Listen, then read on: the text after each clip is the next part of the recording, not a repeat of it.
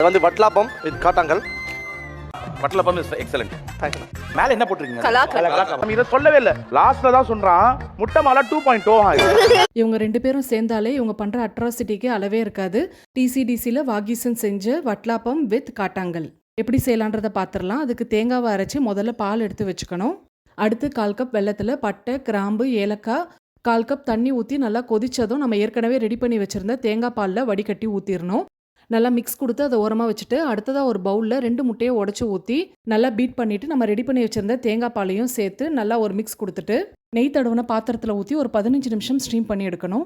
நல்லா ஆற விட்டு ஃப்ரிட்ஜில் ஒரு அரை மணி நேரம் வச்சு எடுத்தோம்னா திருப்பி போட்டு கிண்ணத்தை தட்டினாலே போதும், அழகாக அது வெளியே வந்துடும். அடுத்து கலாக்கன் செஞ்சிடலாம். அதுக்கு பேனில் 1 கப் அளவுக்கு பால் ஊற்றி நல்லா கொதிச்சு வந்ததும் சர்க்கரை, இடித்த ஏலக்காய், பன்னீரை நல்லா உதுத்து சேர்த்துக்கணும். இந்த ஹோம்மேட் பன்னீர் செய்யறதுக்கு பாலை நல்லா கொதிக்க வச்சு லெமன் ஜூஸ் ஊற்றினீங்கன்னா நல்லா திரிஞ்சு வரும். அதை துணியில் வடிகட்டி தண்ணியை இருத்துட்டோன்னா பன்னீர் கிடச்சிரும். பால் நல்லா சுண்டி வந்ததும் கலாக்கன் ரெடி ஆகிடும்.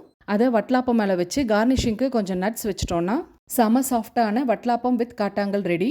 வாயில் வச்சதுமே கரையிற வட்லாப்பத்து கூட கலாக்கன் சேர்த்து சாப்பிடும்போது அட்டகாசமாக இருந்தது. கண்டிப்பாக ட்ரை பண்ணிட்டு சொல்லுங்கள். பை.